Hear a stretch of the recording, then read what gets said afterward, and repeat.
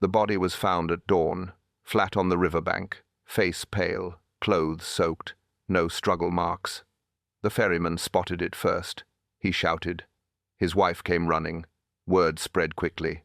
Villagers gathered in silence. Men pulled the body up. Women whispered behind hands.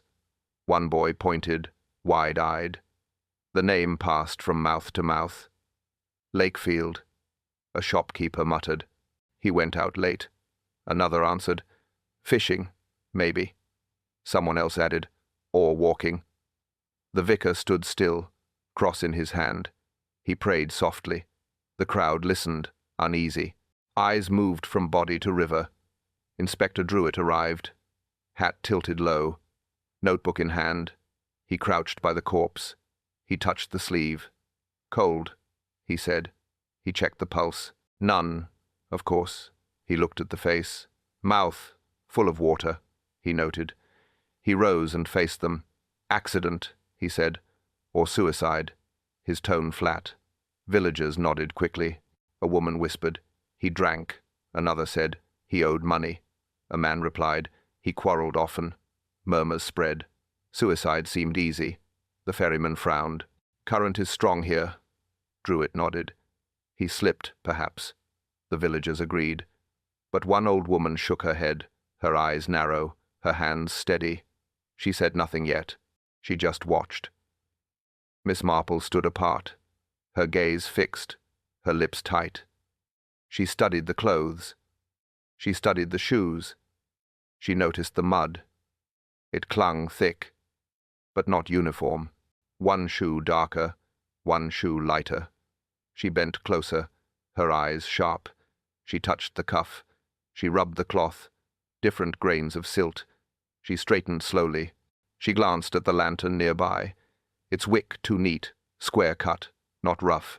She looked at the faces, all waiting, all whispering, all ready to believe, all ready to close the matter. The inspector repeated, accident or suicide. He wrote the words. He snapped the notebook shut. He turned away. The ferryman sighed. His wife crossed herself. The vicar murmured again. The villagers began to drift back. The whispers softened. But Miss Marple stayed, still and silent, her eyes on the body, her mind ticking, her lips pressed thin. She saw what others missed. Two kinds of mud, a wick trimmed too square, clothes arranged too flat, hands too clean. The inspector prepared to leave. He said, that will be all. Villagers began to scatter. The body lay still. Silence deepened. Miss Marple raised her head, her voice firm, not loud, but clear. She said, number, something is wrong. Inspector Druitt spoke first. Single drowning, nothing more. He tapped his notebook. He kept his tone certain. The villagers nodded again. Miss Marple did not move. Her eyes shifted down. She studied the shoes. She bent slightly. Her finger brushed mud. It was not the same. One patch darker, one patch lighter. Different texture, different depth. She looked closer. The grain rough on one side, smooth on the other. Two banks, not one. She knew it at once. She whispered to herself, two journeys. Her lips tightened, her eyes sharp, her suspicion deepened. Druitt crouched again. He checked the trousers, he checked the jacket, he checked the pockets. Nothing unusual, he said. Marple stood straight. Her gaze moved past the body. Her eyes caught a mark, beside the ferry slip, a smear of wetness. She walked slowly. She stopped near the boards. Her hand touched wood. Fingers felt grease. Fresh, she pointed. This is not from shoes. Druitt came beside her. He touched it himself. He frowned. Perhaps from rope, he guessed. She nodded slightly. Perhaps, she said. Her eyes wandered again. She spotted something else. Near the post lay tracks. Heavy, rounded. Not boots, not bare feet. Waders. She studied the impression.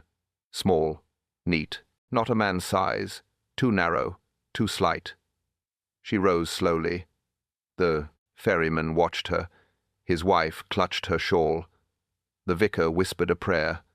The villagers stared, Marple's voice calm. Someone worked here. Druitt straightened. His eyes narrowed. What do you mean? She pointed at the tracks. Waders. A pair. Not his. He owned none. Yet here they stand. Druitt looked doubtful. Could be another fisherman. She shook her head. No rods, no nets, just the marks. The ferryman coughed. I saw no one. His wife avoided his eyes. Marple said nothing. She only waited. Druitt glanced back to the body. He checked the shoes again. Still wet, still uneven mud, still wrong. Marple repeated firmly. 2 muds, 2 banks. This man was moved. Druitt rubbed his chin. His certainty wavered. He paced once. He checked the slip again. He saw grease again. He saw rope fibers. His eyes hardened. He turned back. He looked at the crowd. He lowered his voice. Then he frowned. Then he wasn't just washed here. The lantern lay beside the slip, its glass dull, its wick dry. Inspector Druitt lifted it. He turned it in his hand. He pulled the wick up. He examined the cut. It was sharp. It was square, not frayed at all. He muttered, Strange. Marple stepped closer. She looked at the end. She did not blink. Her voice was quiet. Not a fisherman's cut, she said. Druitt glanced at her. What do you mean? Fishermen cut diagonally, she answered. Always. For the flame. The ferryman nodded slowly. She is right, he said. My own wick looks slanted. Druitt frowned. He cut the air with his hand. This was trimmed with care, he said. Marple added, with scissors, neatly, at a table. Her words hung heavy.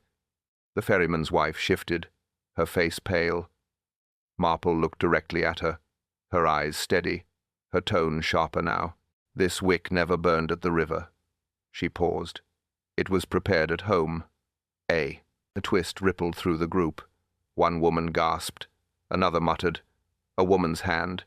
The ferryman's wife pressed her lips shut. She would not meet Marple's gaze. Druitt tapped the lantern. It could still be coincidence.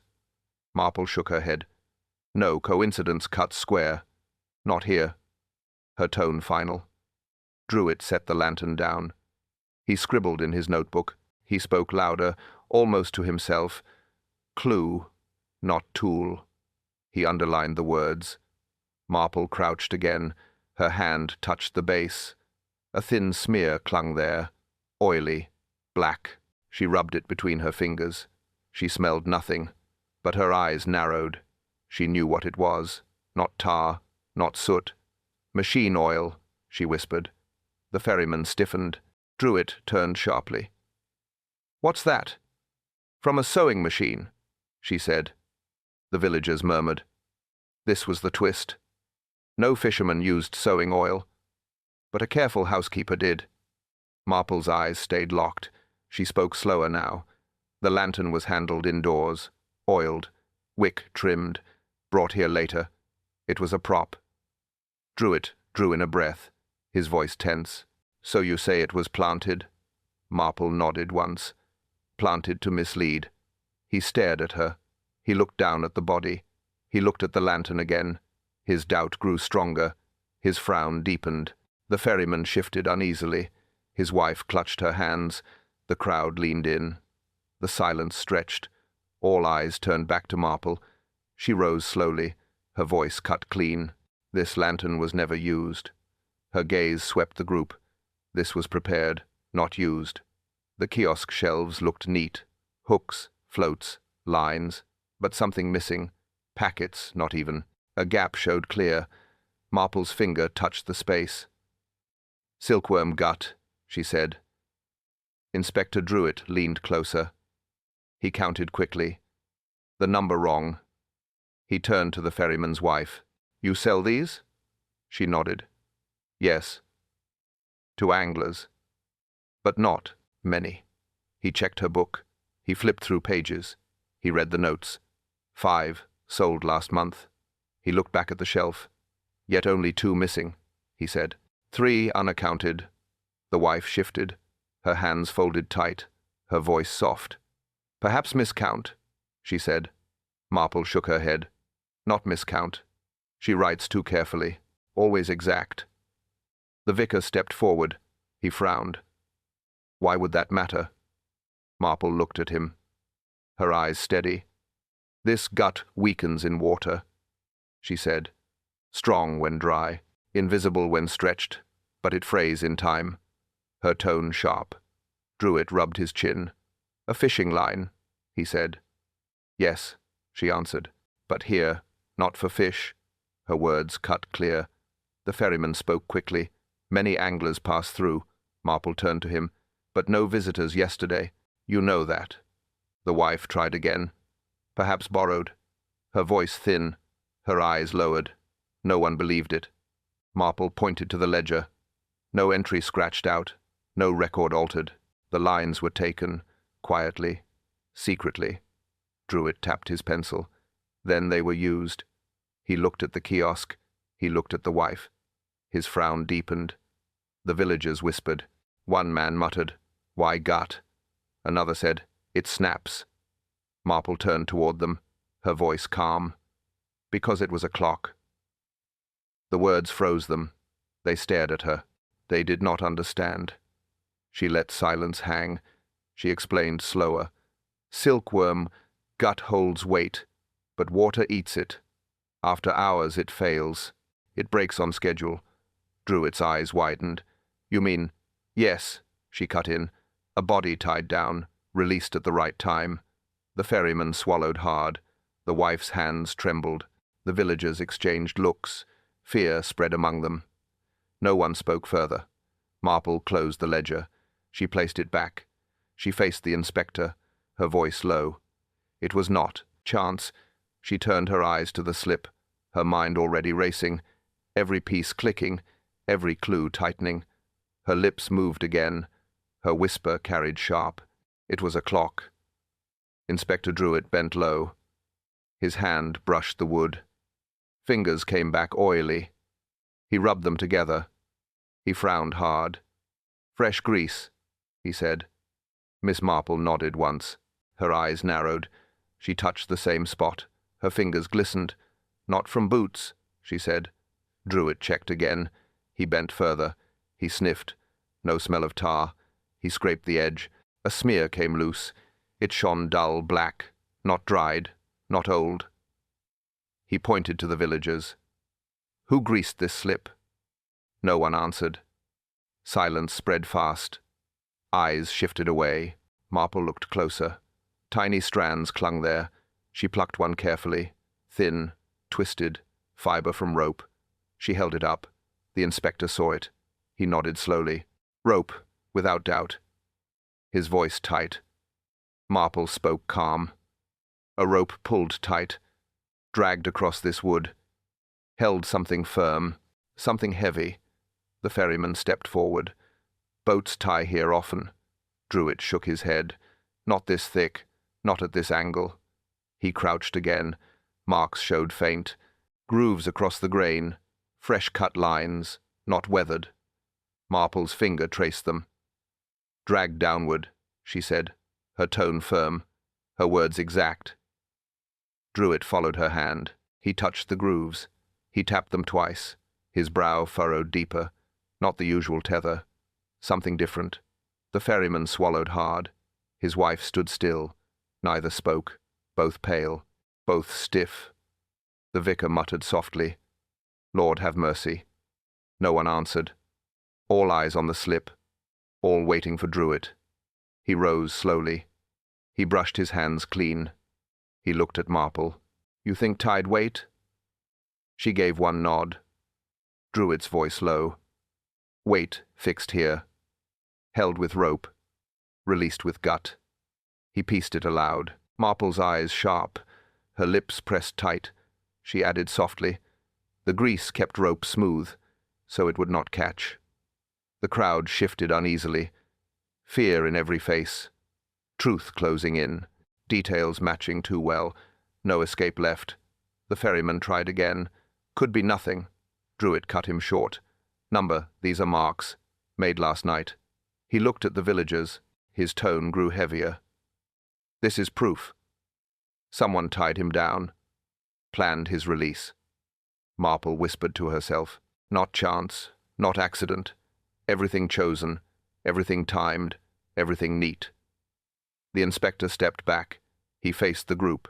His eyes narrowed hard, his jaw clenched. He murmured, "Something heavy was fixed here." The fisherman complained first. "My lead is missing." His voice sharp, his hands shook. He pointed at his kit. Inspector Druitt checked the box. Weights, lines, hooks. But the large lead gone. He looked at the man. "When did you last see it?" "Yesterday evening." The man replied. "I left it here, always in the same slot. This morning it was gone. Now the body appears." Druitt scribbled fast. He raised his eyes. This lead could anchor weight. The fisherman nodded hard. "Yes, that's what it does." Marple listened quiet. She said nothing yet, her eyes sharp, her thoughts steady. She waited. An hour later it came. A boy shouted near reeds. Something heavy pulled up, water dripping, a dark shape. They laid it down. The fisherman gasped. "It's mine," he cried. He grabbed it quick, then froze. The inspector saw it too. Gut wrapped round the ring, knotted tight, still holding scraps, frayed edges wet. Marple leaned closer. Her fingers brushed it. She looked at the knot. She spoke soft. "Surgeon's loop." Druitt looked blank. "What does that mean?" Marple answered plain. "Not a fisherman's tie. This knot belongs elsewhere." The ferryman frowned. "Could be accident," he said. Marple shook her head, her eyes fixed, her voice cut. "Not accident. Precision. A surgeon's loop never slips, strong until weakened. It holds firm, then it breaks." The fisherman growled low. "Who would tie such a thing?" Marple stayed quiet. She studied the whipping. Her hand traced the finish. It was neat, no rough twist. Threads lined even. Tight, exact, deliberate. The inspector bent near. He touched the wrapping. He felt the edges. Smooth, clean, no fray. "This is work of skill," he said. Marple nodded. "Yes. Steady fingers. Domestic patience. Not haste." The ferryman shifted. His wife stiffened. No words spoken, but silence heavy. Eyes turned their way. The vicar coughed once. He whispered low. Someone planned each step. No one disagreed. The truth pressed harder. Druitt tried one last time. Could a man have done it? Marple's gaze sharp. She shook her head, her voice final. "This finish is not careless. It is tidy. It is exact. It is woman's work, not a man's hand." Nell was seen at the vicarage. She stood in the parlour. She poured tea into cups, her hand steady, her voice calm. The vicar confirmed it. "She was here at 6. The clock had just struck. She served us herself. I remember clearly." Inspector Druitt nodded. He wrote it down. 6 o'clock. Tea poured. At that very time, the body floated past. The vicar agreed. It was the same moment. The maid mentioned the shouting outside. She went to look. The body was there. The villagers whispered. Her presence seemed secure, her timing exact, the alibi strong. It carried weight. But Marple stayed silent, her eyes sharp. She studied Nell's face. No nerves, no stumble. The ferryman added quickly, "My wife left home early. She went straight to the vicarage. I saw her walk off. Nothing strange. It sounded firm. 2 voices. A clock to anchor. Tea, cups as proof. Perfect story." Then the twist came. A boy spoke up. "I saw her before that, near the slip, with something in her hands." All turned to him, his face red. He shuffled back, but he repeated, "She was there. Before tea." Druitt frowned hard. "What time, boy?" The boy stammered. "Earlier. Still dark. Not yet 6. The ferryman's wife snapped. "Lies. Nonsense. The child is mistaken." Her voice sharp, her eyes cold. But the words hung. The story cracked. Not solid now. A gap appeared. a shadow of doubt. Marple spoke softly. She could be both, near the slip, then at the vicarage, if the plan was set. Druitt scratched his pen. He tried to balance. The vicar's clock, the boy's claim, the wife's denial. The villagers shifted uneasily. One muttered, 2 places. Another whispered, 'Too quick.' But Marple's eyes narrowed, her mind steady. She needed minutes only, Marple said. She prepared before, then walked calmly, then poured tea, alibi ready. Druitt stared at her, his voice tense. Then the tea was cover? Marple nodded once. Yes, a shield. He turned to Nell, her lips pressed thin, her eyes fixed down, her silence heavy, her hands tight. The room hushed. Marple's tone sharpened. An alibi can be set, but the question remains, when was it set? A villager recalled a past tragedy, his voice low, his words sharp. He looked at Nell. He looked at the ground. Her brother, he said. The crowd hushed. Eyes turned to him. He spoke again. He drowned, years ago. Miss Marple listened still, her head tilted, her eyes steady. She waited. The story came. The boy had been young, too young to work, too bold to wait. He swam the backwater. The current caught him. The ferryman had shouted. Men rushed to the bank. They tried to cross, but rules stopped them. Lakefield's rules. He held the lease. He held the boats. He held the key. No boat moved without pay. No boat without permit. The boy struggled. Voices cried out. Hands waved. But Lakefield stood firm. Not allowed, he said. The ferryman's fists clenched. He begged for the key. Lakefield refused flat. Against the rules, he snapped. The boy slipped under. Silence followed. The body never surfaced. The river took him. Nell wept for weeks.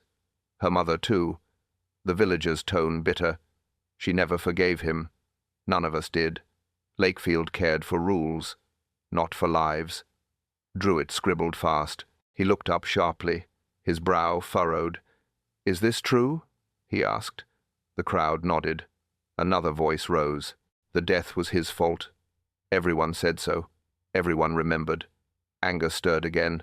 Nell said nothing, her face still, her hands tight, her eyes cold. She did not deny it.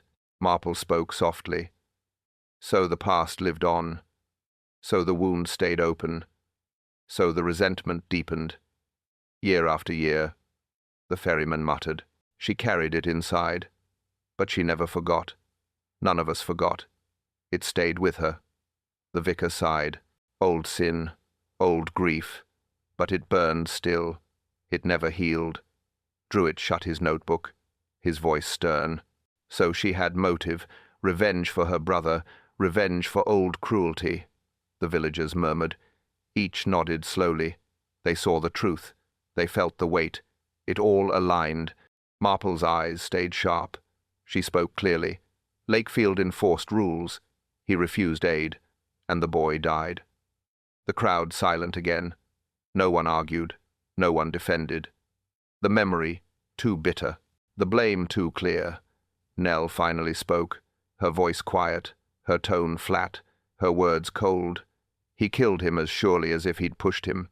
Lakefield threatened Nell's kiosk. The proof lay in letters. Inspector Druitt spread them out. The paper worn, the ink harsh. He read the first line. Payment overdue. Permission may be revoked. Signed with Lakefield's hand, bold and final. Another letter harsher. Conditions not met. Your stall may close. No softness, no grace. The villagers muttered. They remembered his style. Hard man. No pity. No mercy. Marple read silently. Her eyes narrowed. Her lips pressed thin. Her hand tapped the desk. The pattern, clear. Repeated threats, she said. Again and again. Every month. Every demand heavier.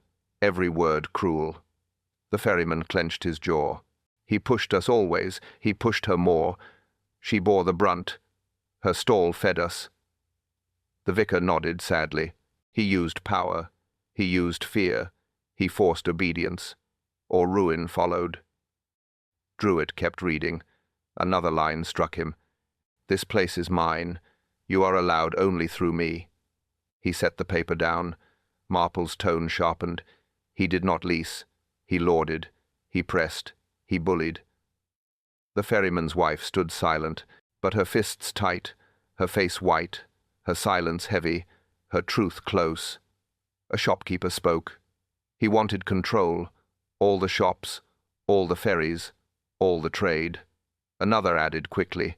He raised rents. He raised tempers. Always threats. Always letters. The inspector tapped the stack. "Blackmail by paper," he said. "Not just rules. This was pressure. This was force." Marple nodded once. He used the law. He twisted it. He crushed her work, until she bent. The ferryman whispered low. She bent, but not forever. She held her silence, but she planned inside. She waited. Druitt's jaw set tight. He saw the motive. He saw the fuel. Old grief. New threats. The villagers looked uneasy. The weight grew heavy. Every clue pointed. Every memory pushed. Every reason piled. Marple folded the letters. She placed them back, her voice calm.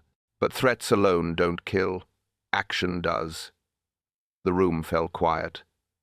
Nell's eyes down. Her hands folded. Her lips pressed. She said nothing. Inspector Druitt broke the silence, his words low, his tone grim. She had reason enough. The wick cutting was compared to her sewing work. Marple held the lantern high. She showed the square edge. Then she lifted a mended cloth, the stitches straight and neat. "Same hand," Marple said. Druitt leaned closer. He studied the line of thread. Exact. Even. No roughness. The ferryman frowned. "She sews daily," he said. Marple nodded. "Yes, and she trims wicks the same way, always exact." The villagers stared at Nell, her face stiff, her lips thin, her hands still, but her eyes flickered. Marple pointed again. The knot on the lead, finished with tidy whipping, thread wrapped smooth, not fisherman's work. Druitt checked her basket. Small repairs inside, each done with care. Knots tight, knots even. He compared one closely. He muttered. The same turn, the same loop, the same finish, the same hand. The crowd whispered. Proof building, habits revealing truth, domestic touches telling story. The evidence grew clear. A woman whispered. She cannot hide her nature. It shows in every task. It shows in her work. It shows in this crime. The vicar crossed his arms. Neatness is virtue. But here, turned dark, it betrayed her. His voice sharp. Nell's mouth opened once, then closed again, her silence heavy, her denial absent. Her eyes lowered. Druitt pressed harder. "You tied these knots. You wrapped this line. You prepared that wick. Admit it." Still, she said nothing. The ferryman shifted, his eyes worried, his hands clenched, his jaw tight. Marple cut through again. She thought order safe. She thought neatness hidden. But it speaks loud. It always speaks loud. She laid the lantern down. She placed the basket beside it, side by side. Neatness in both. The mirror plain. The villagers leaned closer. They saw the match. They whispered together. The truth plain now. No doubt left. Druitt slammed his notebook shut. "Enough," he said, his tone harsh, his face grim. He turned to Nell. But Marple spoke first, her voice calm, her words sharp. She did more than mend. She tidied the river. Evidence showed murder upstream. Marple pointed to the mud again. 2 banks, not one. 2 deposits. 2 journeys. Inspector Druitt followed her finger. He bent low. He touched the darker grain. He touched the lighter grain. His brow furrowed. "Not one fall," Marple said, her voice calm, her words sharp. He was dragged, then placed. The ferryman shook his head. "Dragged where?" Marple answered plain. Upstream, before the sluice.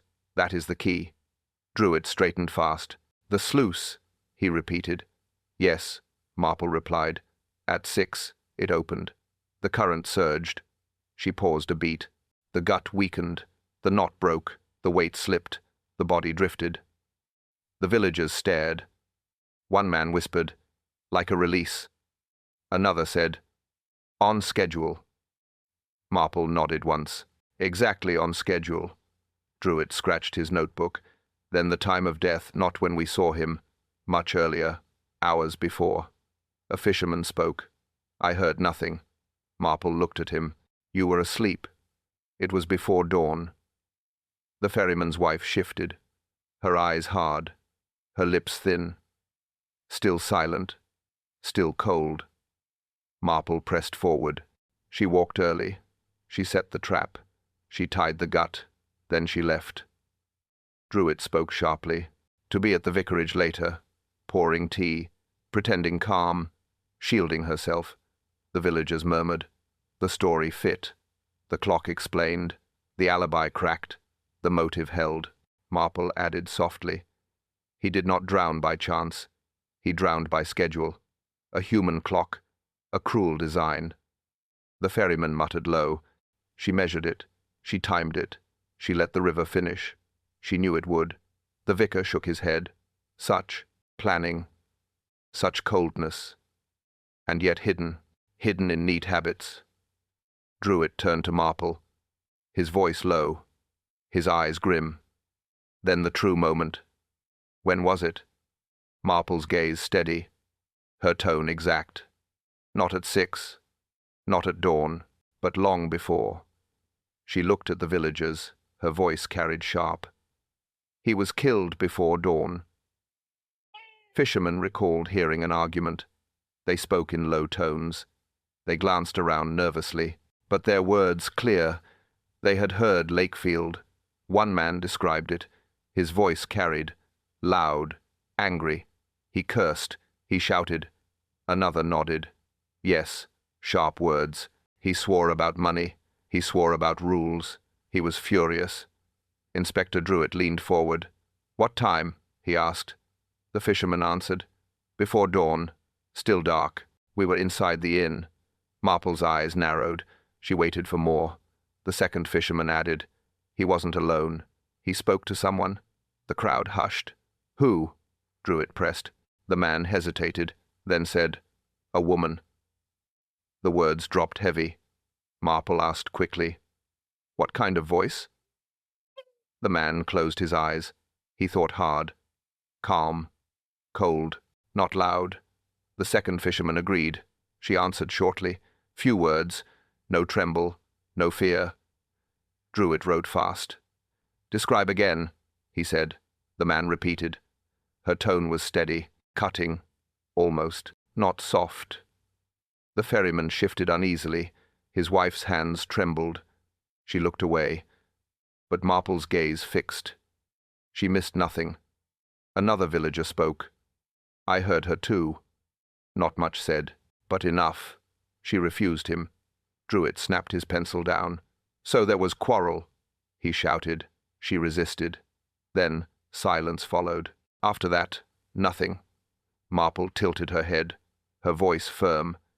This was before dawn. This was the moment. This was the setting.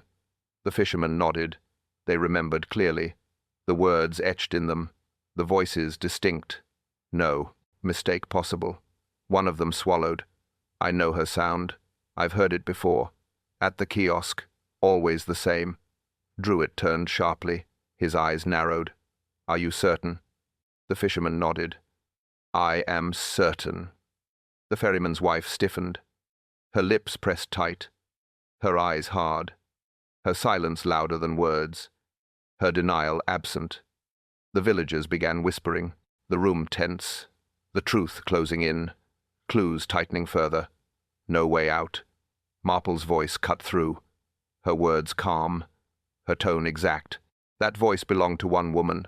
That was Nell Ferris. Her husband claimed ignorance. He raised his hands. He looked around. His voice shaky. I know nothing.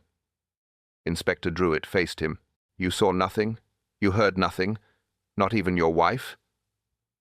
The ferryman shook his head. I slept, he said. I woke late. I worked as usual.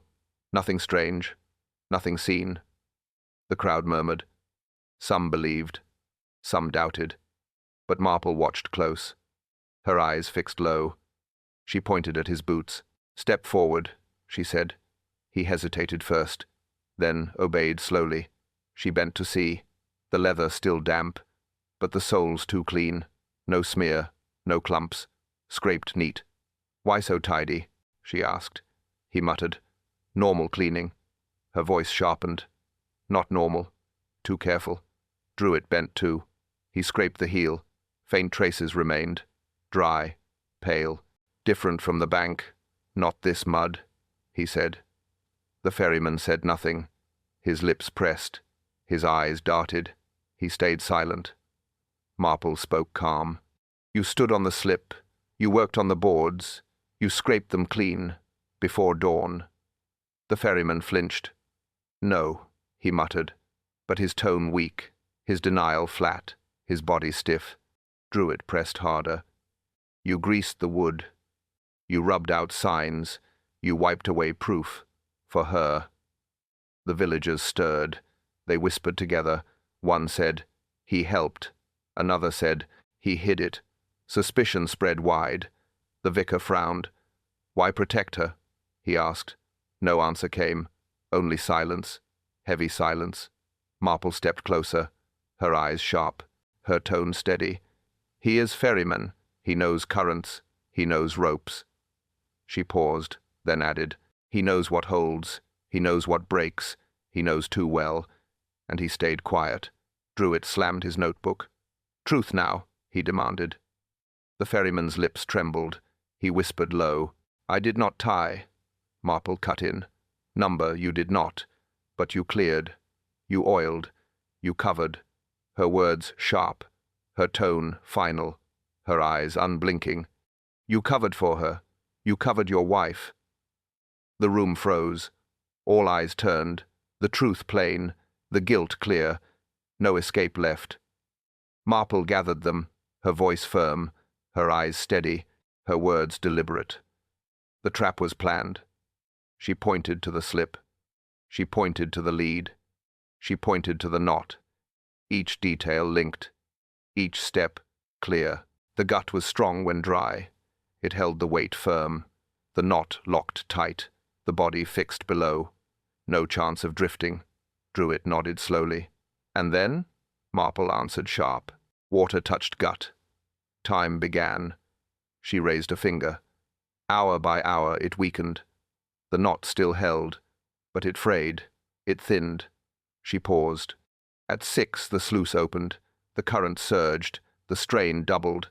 The gut snapped. The villagers murmured. A man muttered. Like a release. Marple agreed. Yes, a release on cue.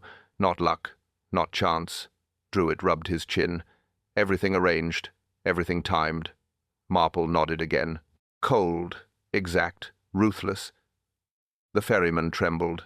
His wife pale. Silence hung heavy. Marple broke it. Only one hand set this. She explained further. The gut was scarce. The knot surgeon's loop. The whipping neat. The finish exact. The vicar frowned. Then she alone? Marple nodded. Yes, one hand. One woman's hand. But then the twist struck. Druitt raised a paper. A letter found in Lakefield's desk. Fresh ink. Fresh words. He read aloud. Another payment due. Ferryman, this time. Your wife knows. Do not test me. The villagers gasped. Not just Nell. Her husband, too. He was trapped. He was threatened. Marple's eyes narrowed. She spoke slow. So the net wider. Both pressed. Both desperate. The ferryman dropped his head. His voice cracked. He ruined us both. He would strip us. Leave us nothing. The crowd stirred louder. They saw the bind. They saw the push. 2 motives now, not one. Marple lifted her hand. Her voice sharp again. But still one maker, still one touch, still one final act. She pointed to the knot. She pointed to the whip. She pointed to the lantern. All neat, all precise. Her voice cut cold. Only one hand could have tied it. The knot matched Nell's sewing style. Marple held the lead weight. She lifted the line. She showed the finish. Exact, smooth. Inspector Druitt bent close. He studied the loop. Even tension. No twist. No slack. Too neat, he said. Marple nodded. Always the same. Her baskets show it. Her mending shows it. She picked up a repaired cloth. The stitches plain. The corners folded tight. Knots tucked in. No loose end. She compared them together. Weight in one hand. Cloth in the other. Same craft. Same mark. The villagers leaned forward. They saw it too. Proof in habit. Proof in detail. Proof in neatness. The vicar whispered. Undeniable. A shopkeeper muttered. Too exact. Another said, no man's work. The crowd agreed. The knot speaks. It tells its maker. Not random. Not borrowed. The ferryman's jaw clenched. His hands tight. His eyes low. Still silent. Still guarded. Marple pressed harder. She never rushed. She never left mess. She tidied always. She tidied even here. She pointed to the whip. Threads wrapped flush. Turn by turn. Perfect alignment. Unmistakable touch. Druitt exhaled slow. His words low. It is hers. I cannot deny it. It is her work. The villagers murmured louder. The walls seemed to close. Nell sat still, her face stiff, her eyes fixed down. Marple spoke sharper. She set the knot. She trimmed the wick. She measured the gut. She loosed the body. The ferryman shifted. He looked at her, but he said nothing. Only silence. Only fear. Druitt shut his book. He faced Nell, his voice stern. The proof is here. Do you answer? The villagers waited. The weight heavy. The truth plain. Her mask slipping. Her time near. Still she did not speak. Her lips pressed. Her hands clenched. Her breath short. Her silence loud. Marple's gaze fixed. Her voice calm. Her habits betray her. Her hands betray her. The river tells it. The room held still. Everyone watched. Everyone waited. Nell moved slowly. She rose, pale. Nell spoke at last, her voice steady, her eyes cold, her tone without fear, her words cut sharp. You think you know. She faced Marple. She faced Druitt. She faced the crowd. You think it's simple. The ferryman shifted. His lips moved, but no sound came. He looked at her. She did not look back. Nell kept going. He ruined us. He ruined me. He ruined my brother, all with his rules. The vicar tried to interrupt. Nell, be careful. She cut him off. Careful? He was not. He cared for nothing. Her hands unclenched slowly. She held them out. They were tied by him. By his threats. By his papers. Druitt stepped forward. You admit this? Nell's head lifted, her eyes bright. I admit nothing. I explain. Marple spoke calm. Explain, then. Nell's voice rose louder. He took the boats. He took the stall. He took my brother's life. She paused a beat. He let him drown. He watched him sink, and he locked the oars. He locked the key. The villagers muttered low. One woman cried. Another cursed Lakefield's name. The ferryman bowed his head. The weight pressed harder. Nell pressed on. He sent letters. He threatened daily. He wanted my stall. He wanted control. She clenched her fists again. I gave him silence. I gave him patience. I gave him years. Still he pressed. Marple's voice firm. So you pressed back. Nell met her eyes. Her words sharp. Yes, I pressed back. Druitt's voice stern. You set the trap. You tied the knot. You timed the clock. You made the river kill. Nell stared at him. Her lips curved faint, her tone even. "You call it trap. I call it answer," the ferryman whispered. "Nell, stop." But she shook her head. No more hiding, no more shame. The truth stands. The crowd stood tense, each word cut deeper, each line heavier, each face drawn tight. No sound but hers. Marple's voice lowered.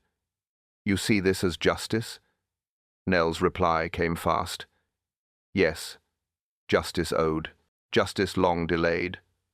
Druitt snapped his book shut, his eyes grim, his tone final. "You admit it, then? This was murder." Nell turned slowly. She looked at him, her face pale, her voice calm. "You call it murder. I call it balance." The case was closed. Inspector Druitt gave the order. Nell was taken aside. Her husband followed slowly. The crowd dispersed in silence. Druitt rubbed his brow, his notebook shut, his eyes uneasy, his tone flat. "I should feel triumph." He glanced at Marple, his voice heavy. "Instead, I feel pity. Why is that?" Marple did not answer. He pressed again. "She killed. She plotted. She timed every move. Yet part of me bends." Marple's gaze sharp, her tone plain. "You see her wound. You see her grief, and you feel torn." Druitt nodded once. "Yes, that's it. Justice demands firmness, but sympathy clouds me. It should not." Marple folded her hands, her voice calm. "Sympathy blinds if left loose, but cruelty blinds worse. Lakefield proved that." Druitt paced once, his boots heavy, his tone sharper. "So you excuse her?" Marple shook her head. "Number, never excuse. Revenge is poison. It spreads, it corrodes, it destroys all sides." The vicar stepped forward. He murmured agreement. "Balance belongs to God, not to us, never through blood." Druitt's jaw tightened, his voice bitter. Yet the village sighs relief. They see her act. They call it justice. Marple replied steady. "Relief is fleeting. Truth remains. Murder leaves shadow. Always." The ferryman's head hung low. He whispered faintly. "She did it for me. For my brother. For herself." Marple turned toward him, her words crisp. "She did it for pain. Pain cannot be guide. Pain leads to ruin." The villagers lingered still. They whispered in corners. Some cursed Lakefield. Some pitied Nell. None felt whole. Druitt sighed deep, his hand clenched tight. "This will haunt me. Justice done, but not clean." Marple gave him a look, her eyes unblinking, her voice calm. "No justice is clean. All carries stain." He frowned hard. "You speak in riddles." She answered simply. "I speak in truth. You will learn." The ferryman broke down. He muttered. "She bore it." I watched her break, and I stayed silent. "I share the blame." Marple's tone softened. "You cannot share. The hand was hers. The silence was yours. Both wrong." Druitt stepped back, his duty finished, his heart uneasy. He muttered low, "This village will remember." Marple lowered her head, her final words cold. "Revenge poisons all. No one escapes, not even those left." The room emptied slow. The voices faded. Only Marple remained. Only her thoughts stayed. Only silence held. Then came the sound, firm, clear, a knock at her door.